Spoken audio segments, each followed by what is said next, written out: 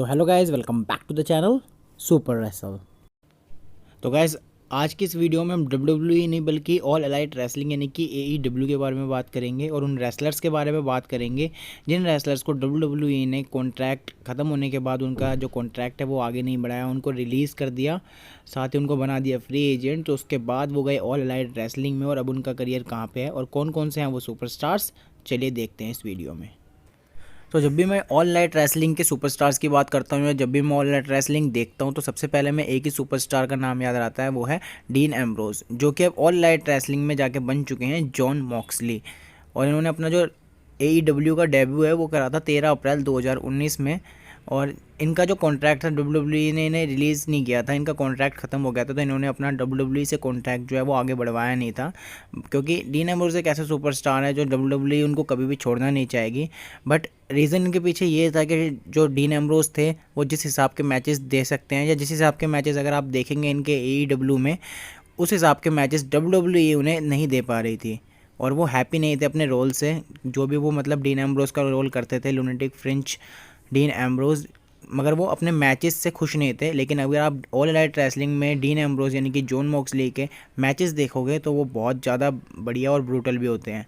और यहाँ तक कि जॉन मॉक्सली का जो कॉन्ट्रैक्ट है AEW में वो भी ख़त्म होने वाला है, लेकिन अभी वो बहुत ज़्यादा मतलब खुश है अपने करियर को लेकर AEW में, और हो सकता है कि हमें वो WWE में अभी वापसी करते ना दिखें, अभी वो अपना करियर ऑल एलाइट रेसलिंग में ही बनाते दिखें।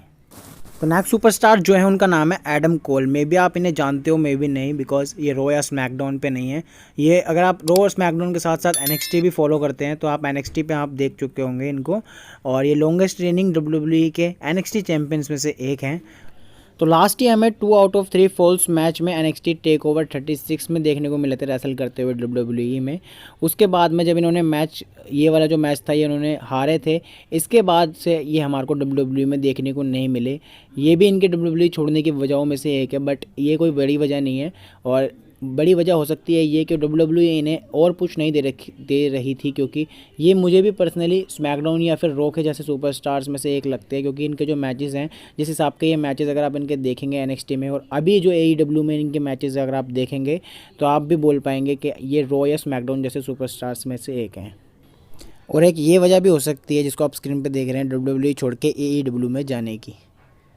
तो नेक्स्ट सुपरस्टार का नाम है अंद्रादे, जिनको आप WWE में अंद्रादे, और ये अकेले नहीं आते थे, इनके साथ ज़ेलिना वेगा एंड एंजल गार्जा के साथ आते थे। और ये फॉर्मर में WWE के यूनाइटेड स्टेट्स चैंपियन भी रह चुके हैं और NXT चैंपियन तो रह ही चुके हैं, बिकॉज NXT चैंपियन के बाद ही ये हमारे को मंडे नाइट रॉ पर भी देखने को मिले थे, जिसमें इन्होंने यूनाइटेड स्टेट्स चैंपियनशिप जीती थी।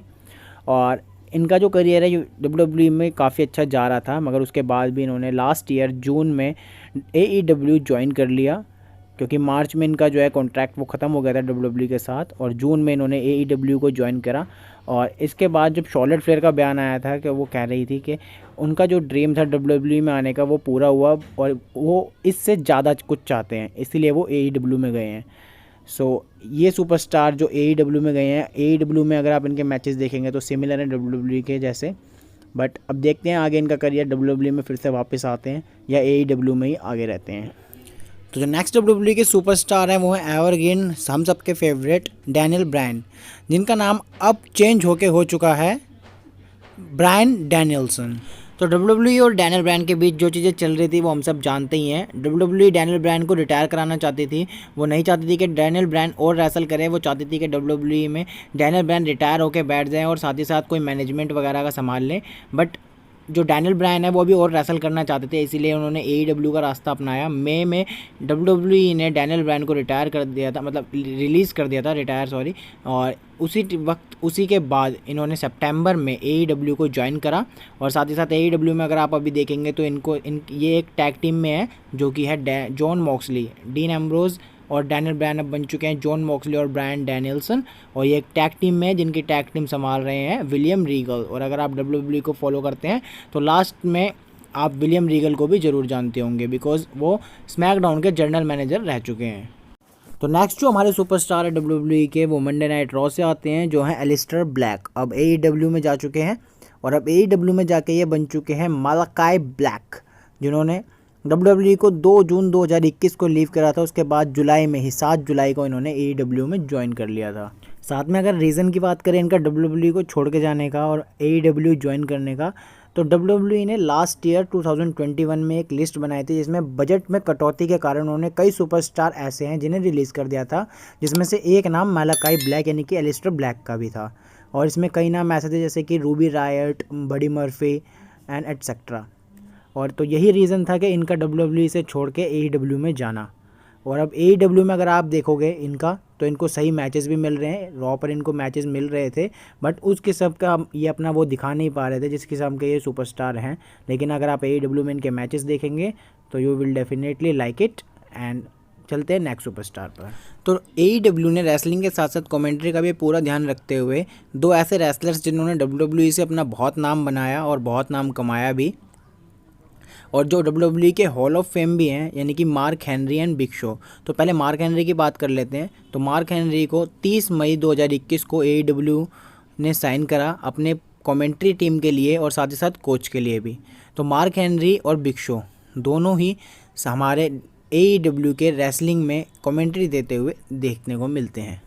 इसके साथ ही बिग शो की बात करें तो बिग शो को भी WWE से जब रिलीज़ कर दिया गया, मतलब फ्री एजेंट के तौर पे ही रहते थे, जब कभी ज़रूरत पड़ती थी तब WWE ने बुला के या फिर किसी और चीज़ में इंटरेस्ट दिखा के और किसी और चीज़ में इनको ज्वाइन करा देती थी। लेकिन अब बिग शो और बिग शो की बात हो रही है। बिग शो का नाम अब AEW में जाके पॉल वेट हो चुका है, जो इनका असली नाम से भी मिलता जुलता है।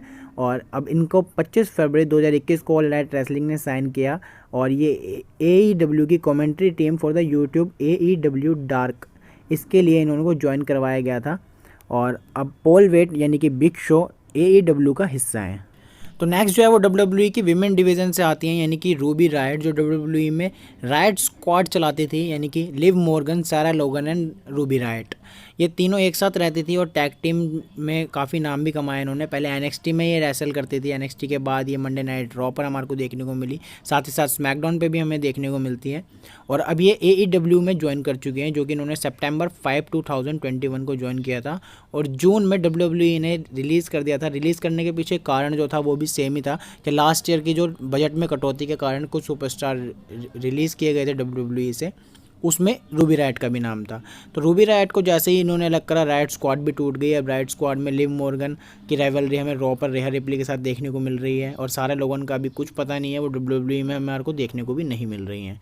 तो बात करते हैं यहाँ पे रूबी रायट की। तो रूबी रायट AEW में जाकर रूबी सोहो बन चुकी हैं। और साथ ही साथ अगर आप रूबी रायट को देखोगे तो हमें अच्छी राइवलरीज एंड अच्छे मैचेस देखने को मिल रही है। बट मुझे ये चीज़ समझ नहीं आ रही, रूबी रायट एक नामचीन सुपरस्टार थी, तो WWE ने इन्हें रिलीज़ क्यों किया, जबकि रूबी रायट के जो रायट स्क्वाड थी वो अच्छी चल रही थी, लोगों को पसंद भी थी। बट WWE जाने, उनकी जो टीम है क्रिएटिव टीम, वो जाने। तो बात करते हैं यहाँ पे नेक्स्ट सुपरस्टार की, जो है केथ ली, जिन्होंने WWE में NXT में बहुत नाम कमाया और NXT में WWE से ही इन्होंने अपना नाम बनाया। इसके बाद WWE ने NXT में डबल टाइटल होल्डर यानी कि 2 टाइटल भी एक साथ जीत रखे हैं। इसके बाद WWE ने इन्हें मेन रोस्टर के लिए पुश भी दिया, और ये हमारे को मंडे नाइट रॉ पर रोमन रेंस के साथ भी रेसल करते दिखे हैं। और अब रोमन रेंस भी बहुत बड़े सुपरस्टार है, तो उनके साथ रेसल करना भी बड़ी बात होती है। तो केथ ली हमारे को मंडे नाइट रॉ पर भी देखने को मिले। उसके बाद भी इन्होंने लास्ट ईयर WWE को छोड़ा और WWE के बाद इन्होंने AEW ज्वाइन कर लिया, और AEW में इनका नाम जो है वो लगभग सेम ही है, केथ ली है। और अब केथ ली AEW में अपना नाम बना रहे हैं। अब देखते हैं आगे चल के ये सुपरस्टार वापस आते हैं या फिर AEW में ही रहते हैं। नेक्स्ट जो सुपरस्टार है उनको आप जानते होंगे, क्योंकि सैथ रोलिंस के साथ हमारे को रॉ पर देखने को मिले थे, जो कि जिनका नाम है बडी मर्फी। ये WWE में हमारे को मंडे नाइट रॉ पर देखने को मिले। पहले हमारे इनको NXT में भी देखा था। अगर आप रॉ, स्मैकडाउन और NXT तीनों देखते हैं तो आपने इनको ज़रूर देखा होगा। और इसके बाद मंडे नाइट रॉ पर हमारे को ये सैथ रोलिंस के पीछे, यानी कि सैथ रोलिंस की चेलागिरी करते भी बोल सकते हैं, देखने को मिले थे। अब WWE भाई रोल देती है तो करना पड़ता है। तो WWE के बाद अब इनका जो नाम है AEW में वो हो चुका है बडी मैथ्यूज़, यानी कि बडी मर्फी अब बन चुके हैं बडी मैथ्यूज़। और इन्होंने अभी रिसेंटली ही फरवरी में 2022 में ही इन्होंने AEW को ज्वाइन करा है। और जो WWE में छोड़ने के बाद इनका जो रिस्पॉन्स आया था ट्विटर पे, वो भी मैं आपको दिखा दूंगा, ये देखिए। और अब जो है इनका AEW में जो, मतलब WWE की तरफ से जब ये मंडे नाइट रॉ पर देखने को हमें मिलते थे तो इनको रेसल करने का इतना मौका नहीं मिलता था, जबकि ये सुपरस्टार मुझे ऐसे लगते थे पर्सनली कि अच्छे मैचेस दे सकते हैं। बट ये रेसल करने को डब्ल्यूडब्ल्यूई की तरफ से इन्हें नहीं मिलता था, और इनके जो ट्विटर में इनको बोला गया है, जो इनका रिस्पॉन्स आया है वो भी लगभग सेम ही है। और AEW में अगर आप इनके मैचेस देखोगे तो AEW में इनके मैचेस काफ़ी अच्छे हैं, जिस हिसाब के मैचेस दे सकते हैं डब्ल्यूडब्ल्यूई इनका यूज़ नहीं कर पाई उतना अच्छा। तो बात कर लेते हैं कुछ ऐसे सुपरस्टार के जो काफ़ी लंबे टाइम से AEW में ही हमें देखने को मिलते हैं, बट जो फॉर्मर डब्ल्यूडब्ल्यूई के रेसलर्स रह चुके हैं। तो सबसे पहला नाम जो आता है वो है स्टारडस्ट का।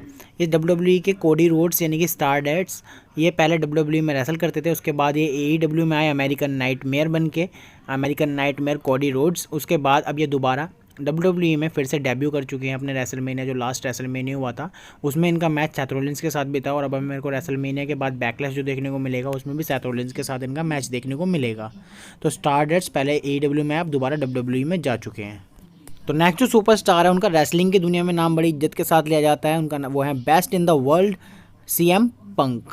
अगर आप रेसलिंग को पहले टाइम जानते हो, यानी कि डब्ल्यूडब्ल्यूई को अगर आप काफ़ी लंबे टाइम से फॉलो करते आ रहे हैं, तो आप CM पंक को ज़रूर जानते होंगे, बिकॉज डब्ल्यूडब्ल्यूई से इनकी कुछ खास बातचीत अच्छी नहीं चल रही है।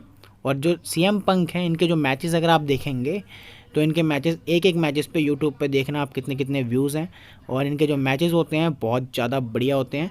साथ ही साथ इनके जो एक्शन होते हैं प्लस जो इनकी बातें होती हैं, उसके चक्कर में डब्ल्यूडब्ल्यूई से इनकी खास अच्छी बातचीत नहीं चल रही है। लेकिन ये AEW में अगर हमारे को रेसल करते देखने को मिल रहे हैं तो हमारा क्या जा रहा है भाई। हमारे को इतने अच्छे सुपरस्टार का रेसलिंग करता देखना इंपॉर्टेंट है, वो बेशक रॉ पे हो या स्मैकडाउन पे या डब्ल्यूडब्ल्यूई पे या AEW पे, बट हमारे को CM पंक रेसल करते देखने को मिल रहे हैं, यही हमारे लिए अच्छी बात है। तो नेक्स्ट जो सुपरस्टार है डब्ल्यूडब्ल्यूई के हॉल ऑफ फेम का हिस्सा है, यानी कि गोल्ड डस्ट की बात मैं यहाँ पे कर रहा हूँ। गोल्ड डस्ट डब्ल्यूडब्ल्यूई में बहुत टाइम पहले से हैं, ये जब स्टिंग के साथ रेसल होते थे तब से हैं, और ये अभी AEW का हिस्सा है, AEW डायनामाइट का हिस्सा है। ये हमारे को लास्ट वीक इनका मैच भी देखने को मिला था CM पंक के साथ AEW में ही। तो CM पंक वर्सेस गोल्ड डस्ट का मैच बहुत बढ़िया था, और AEW का अब ये हिस्सा है, तो डब्ल्यूडब्ल्यूई में देखते हैं अगर ये वापसी करते हैं या नहीं, लेकिन फ़िलहाल के लिए ये AEW में ही हमारे को रेसल करते देखते हैं।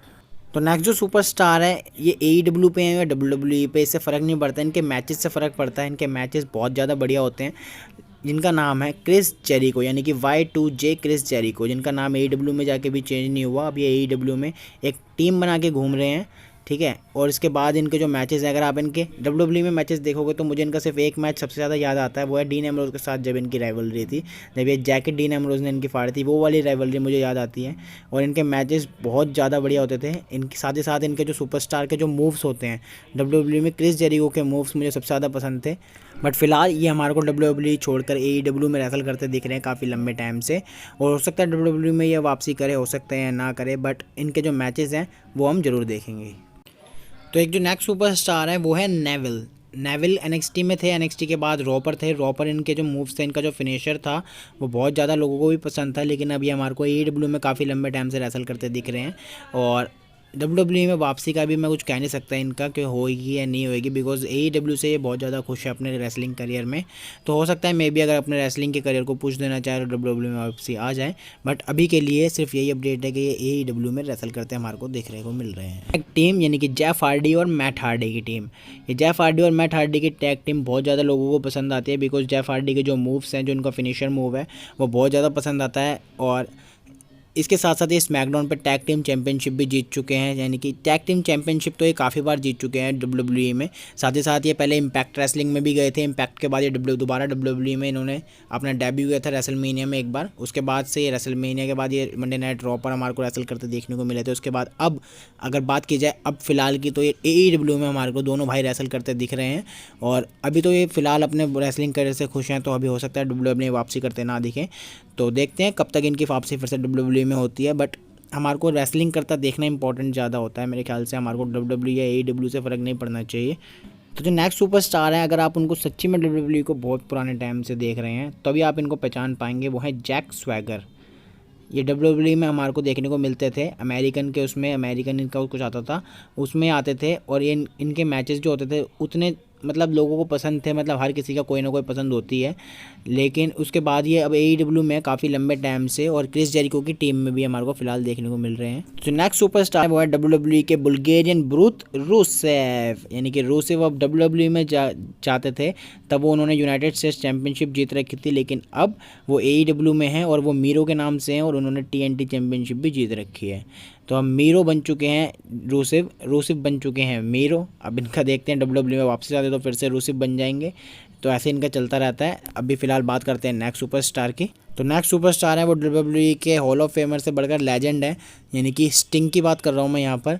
तो डब्ल्यूडब्ल्यूई में स्टिंग एक लेजेंड के रूप में कार्य करते हैं और डब्ल्यूडब्ल्यूई इन्हें बहुत ज़्यादा मानती है। इन्हें क्या बहुत ज़्यादा जो फैंस हैं वो इन्हें मानते हैं। स्टिंग का मैच हमारे को रेसलमेनिया में भी देखने को मिला था ट्रिपल एच के साथ। वो मैच बहुत ज़्यादा बढ़िया था और इस मैच में स्टिंग की हार हुई थी, ट्रिपल एच की जीत हुई थी, लेकिन स्टिंग अपने आप में डब्ल्यूडब्ल्यूई के बहुत बड़े लेजेंड हैं। और जो नेक्स्ट सुपरस्टार हैं वो हैं क्रिश्चियन, एज और क्रिश्चियन, यानी कि अगर आप क्रिश्चियन को जानते हैं तो आप एज को भी जानते होंगे और अगर आप एज को जानते हैं तो क्रिश्चियन को भी जानते होंगे। ये दोनों साथ में रेसल किया करते थे। ये डब्ल्यूडब्ल्यूई के पुराने हॉल ऑफ फेमर कह सकते हैं आप इनको, रेसल करते थे। तो एज जो मंडे नाइट रॉ पर रेसल करते दिख रहे हैं एजे स्टाइल्स के साथ। उनका लास्ट वीक रेसलमेनिया में मैच था। तो जब एज रेसल कर रहे हैं तो क्रिश्चियन भी रेसल कर रहे हैं। ये दोनों एक साथ रेसल करा करते थे, लेकिन अब दोनों अलग अलग ब्रांड्स के लिए रेसल कर रहे हैं, एक डब्ल्यूडब्ल्यूई में है और एक एईडब्ल्यू में। तो क्रिश्चियन अब हमारे को काफ़ी लंबे टाइम से ऑल राइट रेसलिंग में रेसल करते दिख रहे हैं और अब हमारे को पता नहीं है फिर से साथ में देखने को मिलेंगे या ना मिलेंगे। बट अगर ये साथ में एक साथ एक ही ब्रांड पर रेसल करते हैं तो हमारे लिए ज़्यादा बढ़िया बात रहती है, बिकॉज ये एक साथ काफ़ी कुछ अच्छा कर चुके हैं और हमें हो सकता है फ्यूचर में करता देखने को भी मिले। तो इसी के साथ होती है आज की ये वीडियो ख़त्म।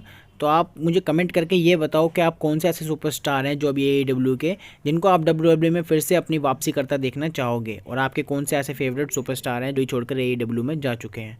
तो इसी के साथ होती है वीडियो ख़त्म। वीडियो अच्छी लगी हो तो do like, comment and share and don't forget to subscribe. So मिलते हैं इन माय नेक्स्ट वीडियो।